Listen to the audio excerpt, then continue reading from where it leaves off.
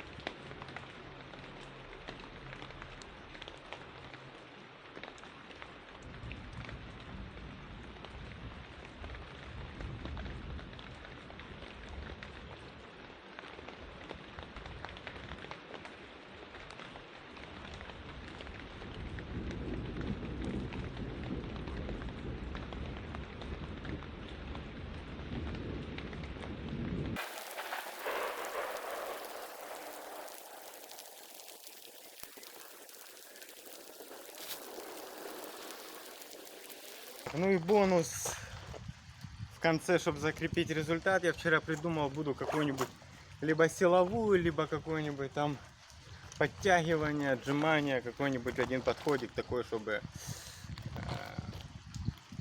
постоянно разные. Не так, чтобы сильно, но что-нибудь буду добавлять, чтобы не просто растяжка была на ноги, а еще там на другие части тела. Throw your hands up if you with it, drop it.